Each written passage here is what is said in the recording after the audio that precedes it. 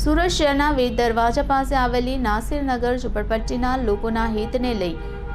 Bande foundation દ્વારા કલેક્ટરને આવેદનપત્ર પાઠવ્યું હતું। કેટલાક બિલ્ડરો દ્વારા આ જગ્યા પર કબજો કરવા રાજકીય નેતાઓ અને પોલીસની વખતે ઝુંપડપટ્ટીના રહીશોને ડરાવી ધમકાવી જબરજસ્તી ઝૂંપડા ખાલી કરાવી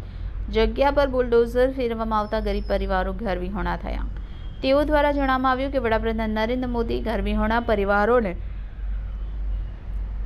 આવાસ આપી રહ્યા છે, ત્યારે વડાપ્રધાનના રાજ્ય ગુજરાત અને સુરતમાં કેટલાક બિલ્ડરો અને અસામાજિક તત્વો દ્વારા જગ્યા પર ચાવી પાડવા, ડરાવી ધમકાવીને ગરીબોના ઝૂંપડા હડપ કરવામાં આવી રહ્યા છે, જેને લઈ અમે ન્યાયની માંગણી સાથે કલેક્ટરને આવેદનપત્ર પાઠવ્યું છે। યોગ્ય ન્યાય આપવામાં નહીં આવે તો સમગ્ર મામલે ગુજરાત હાઈકોર્ટ સુધી જઈશું અને આવા બિલ્ડરો વિરુદ્ધ ન્યાયની લડત લડીશું। હું એડવોકેટ નોટરી કયુમ કામિલ મણિયાર લિંબાયતથી આજે અમે સુરત શહેરના કતારગામ વિસ્તાર ખાતે આવેલ વોર્ડ નંબર 7ના નોન નંબર 1268 છેલ્લા 40-45 વર્ષથી નાસિરનગરના નામે રહેતા લોકો જે તમે અમારી પાછળ જોઈ શકો છો તે બધા અહીંયા હાજર છે। જે લોકોને હાલ તેઓના મકાન તોડી પાડવામાં આવેલ છે તથા બુલડોઝર ફરાવી દેવામાં આવેલ છે અને તેની જગ્યા પર તે લોકોને કોઈ વૈકલ્પિક વ્યવસ્થા પૂરી પાડવામાં આવેલ નથી તથા તે લોકોને કોઈપણ પ્રકારની નોટિસ આપવામાં આવેલ નથી તથા જે ત્યાંના સ્થાનિક ગુંડાઓ છે, અસામાજિક તત્વો છે, તે લોકોએ દાદાગીરી કરીને બળજબરીપૂર્વક તેઓ લોકોના મકાનો ખાલી કરાવી તોડાવીને તે લોકોને ઘર વિહોણા કરી નાખેલા છે। તેથી આજે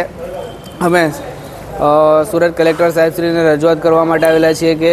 જે નાસિરનગરના રહીશો છે તે લોકોને વૈકલ્પિક વ્યવસ્થા પૂરી પાડવામાં આવે તથા જે જગ્યા ઉપર તેઓ લોકોના મકાન હતા તે જ જગ્યા ઉપર તેઓને ફરીથી તેઓના મકાન બંધાવી આપવામાં આવે તેવી हमारी मांगनी है।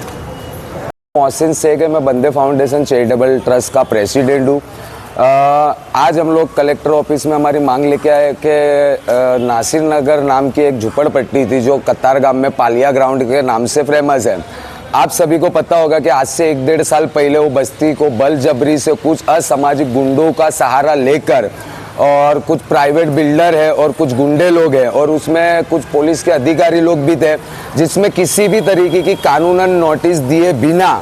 या किसी भी तरीके का कुछ वल्तर या कोई वैकल्पिक व्यवस्था किए बिना बलजबरी से वहाँ बुलडोजर चढ़ा के इन नासिरनगर के लोगों को घर बिना का कर दिया गया है। तो आज यही मांग लेके हम कलेक्टर साहब के पास रजूआत करने आए कि अगर हमको आने वाले वक्त में अगर हमारे को मकान के बदले मकान नहीं दिया जाएगा उस जगह पे तो हम हाईकोर्ट के अंदर जाएंगे और ये जितने भी है जो असामाजिक तत्व है या जो बिल्डर है जिन्होंने इलीगल तरीके से यहाँ के लोगों के साथ में जो जुल्म और अत्याचार किया है उनके खिलाफ हम कार्रवाई करेंगे। जैसा कि आपको पता है कि हमारे देश के प्रधानमंत्री जी जो गरीबों के लिए घर बिना के जो लोग हैं उनको आवास मकान देने की मुहिम चला रहे हैं। दूसरी तरफ प्रधानमंत्री के ही राज्य में गुजरात और सूरत शहर के अंदर देखा जाए तो कुछ गुंडे लोग पॉलिटिकल नेताओं का और पुलिस का सहारा लेकर गरीबों के झुपड़ों के ऊपर बुलडोजर चला के उनको घर बिना से किया जा रहा है। ये सिर्फ गरीबों के साथ ही अन्याय नहीं, गरीबों के साथ अत्याचार ही नहीं, बल्कि हमारे देश के प्रधानमंत्री